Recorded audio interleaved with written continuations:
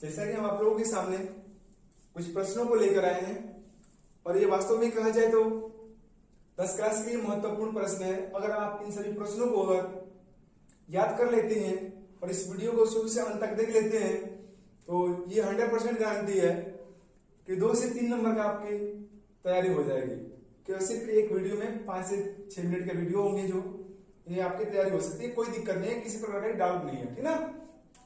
चलिए महत्वपूर्ण प्रश्न है कार्बनिक यौगिक से, कार्बन और उनके यौगिक जो आपके पार्ट है उससे, केमिस्ट्री से, जिसमें एलपीजी का पूरा नाम पूछता है हमसे, तो एलपीजी का पूरा नाम होता है लिक्विफाइड पेट्रोलियम गैस होता है, ठीक ना। जिसका मुख्य घटक होता है जो होता है ब्यूटेन होता है। क्या होता है? ब्यूटेन होता है, ठीक ना।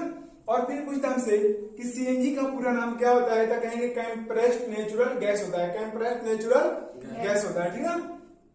और हमसे पूछ सकता है, और ये इससे में हमको एक और प्रश्न मिलता है कि सीएनजी का मुख्य घटक क्या है। तो सीएनजी का मुख्य घटक हम लोग बताएंगे कि सीएनजी का मुख्य घटक होता है मीथेन होता है। क्या होता है? मीथेन होता है। और एलपीजी का मुख्य घटक ब्यूटेन होता है, याद रखिएगा। और हमसे पूछ देता है आईयूपीएसी का पूरा नाम क्या होता है, तो कहेंगे आईयूपीएसी का पूरा नाम international union of pure and applied system होता है। या सिस्टम की जगह पे हम लोग केमिस्ट्री भी कर सकते हैं कि international union of pure and applied chemistry बोल सकते हैं, कोई दिक्कत नहीं है, ठीक ना। अब चलिए इसको छोड़ते हैं, ये तो कुछ महत्वपूर्ण भी जानकारियां थी। और आगे आते हैं कि जीवाश्म ईंधन किसे कहते हैं। लोगों से पूछेगा जीवाश्म ईंधन किसे कहते हैं, तो कहेंगे हजारों लाखों वर्ष पहले यानी कि पूर्व ज्वालामुखी भूकंप के आने के, या कह सकते हैं हजारों लाखों वर्ष पूर्व ज्वालामुखी तथा भूकंप आने के कारण जंगल में स्थित पेड़ पौधे और जानवरों की मृत शरीर पृथ्वी तल के अंदर जमा हो गया, जो ऑक्सीजन से वंचित रह गया, और ताप और दाब के फलस्वरूप इनसे प्राप्त ईंधन को ही जीवाश्म ईंधन कहते हैं। या शॉर्ट कोट में कहा जाए तो जीवों के मृत शरीर से या जीवों के अवशेषों से, माने किसी भी जीव जैसे पेड़ पौधा हो गया या मृत शरीर हो गया, तो जीवों के मृत शरीर से या जीवों के जीवाश्म से प्राप्त ईंधन को जीवाश्म ईंधन कहते हैं। और हमसे पूछता है पेट्रोलियम का निर्माण कैसे होता है। चलो ये पेट्रोलियम का निर्माण बहुत ही इजी और आसान है, समझने की कोशिश कीजिएगा। चलिए ना जरा कल्पना कीजिएगा, समुद्र में अगर बड़े जीव मरते हैं तो क्या होते हैं पता है? बड़े जीव मरते हैं तो मरने के बाद क्या होते हैं, नीचे चले जाते हैं कि ऊपर आ जाते हैं? गलत बात है। मरने के बाद बड़े जीव क्या होते हैं, ऊपर चले जाते हैं। और छोटे जीव जो होते हैं, छोटे छोटे जो जीव होते हैं ना, जलीय जीव, मरने के बाद नीचे पेंदी में जमा हो जाते हैं। और बड़े, जैसे मछली को लीजिए ना, मछली मरती है तो मरने के बाद ऊपर आ जाती है ना, लेकिन छोटे छोटे जो जीव होते हैं, जलीय जीव होते हैं ना, नीचे जमा होते हैं। तो कहेंगे कि समुद्र में जो होते हैं ना, समुद्र में कहते हैं, समुद्र में जो छोटे छोटे जो जलीय जीव होते हैं, मरने के बाद क्या होते हैं, समुद्र तल के जमा हो जाते हैं, समुद्र के पेंदी में जमा हो जाते हैं। और इस पर मिट्टी और कंकड़ की परतें जमा हो जाती है।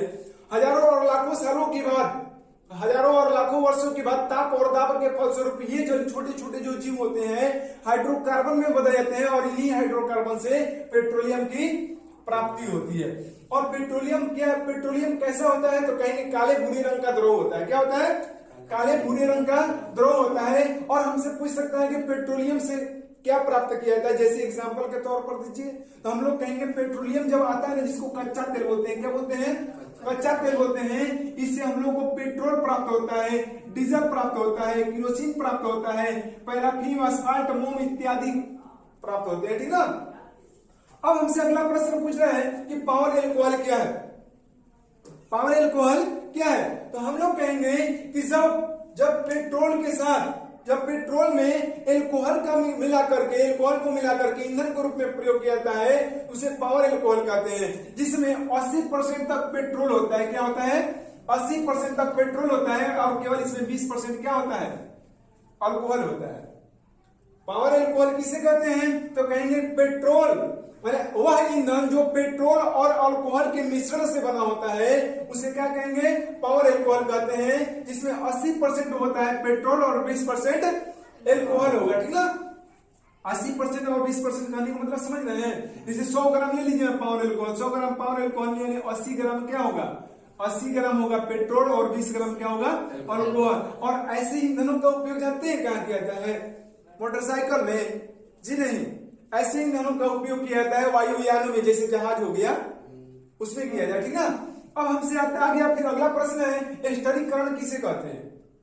स्थिरीकरण किसे कहते हैं समझे हो? तो कहेंगे कि जब अम्ल की अभिक्रिया, इसकी अभिक्रिया, जब अम्ल की अभिक्रिया अल्कोहल के साथ कराई जाती है तो एस्टर का निर्माण होता है, जिसे स्थिरीकरण अभिक्रिया कहते हैं। नहीं समझ रहे हैं? जब अम्ल की अभिक्रिया, जैसे एथेनॉइक अम्ल की अभिक्रिया कराइएगा किसी अल्कोहल के साथ तो एस्टर का निर्माण होता है। इसी घटना एस्टर के साथ साथ और कुछ प्राप्त होता है, जल भी प्राप्त होगा लगभग, समझ गए, जिसे स्थिरीकरण अभिक्रिया कहते हैं। अब हमसे आएगा अपमार्जक किसे कहते हैं? क्या पूछेगा? अपमार्जक किसे कहते हैं? तो कहेंगे कि अपमार्जक किसे कहते हैं, तो कहेंगे साबुन रहित साबुन को अपमार्जक कहते हैं, जो भुरभुरा पाउडर के रूप में होता है। और दूसरी बात यह है कि इसमें साबुन के अपेक्षा नमी की मात्रा क्या होती है? अधिक होती है। अपमार्जक कोई सुनता है तो कहते हैं अरे अपमार्जक क्या है? अरे अपमार्जक देखा ना क्या है? अरे सर्फ को देखे क्या? शैम्पू देखे क्या? ये सब क्या है? अपमार्जक है। क्या अपमार्जक है? अब बताइए ना, साबुन का एक टुकड़ा ले लीजिए ना, साबुन। अब बताइएगा कि साबुन में जल की मात्रा अधिक होती है, नमी, जल मतलब नमी की मात्रा क्या होती है? जल, नमी की मात्रा, साबुन में जल नमी की मात्रा अधिक होती है कि सरफ में? सरफ में होती है ना। इसमें भी अपमार्जक के परिभाषा में कहा गया है कि अपमार्जक किसे कहते हैं, तो साबुन रहित साबुन को अपमार्जक कहते हैं, जो भुरभुरा पाउडर के रूप में होता है और इसमें साबुन की अपेक्षा नमी की मात्रा अधिक होती है। समझे हो? अब हमसे पूछ सकता है कि अपमार्जक का विशेषता बताइए क्या होता है?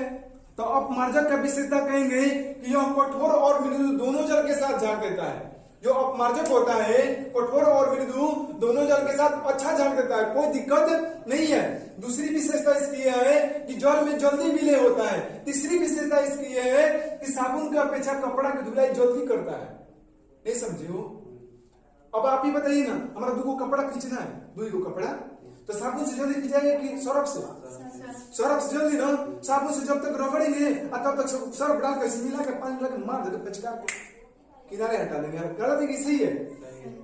अब आइए इसकी साबुनीकरण से आप क्या समझते हैं? साबुन बनाने की विधि जानते हैं? तुरंत साबुन घरे बनाने लगेगा।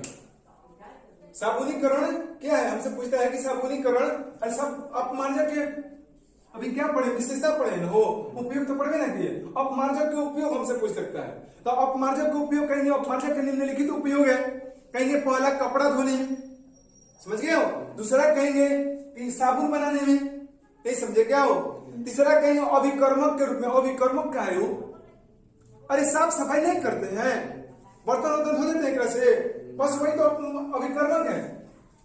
अब फिर से कांच और कागज बनाने में भी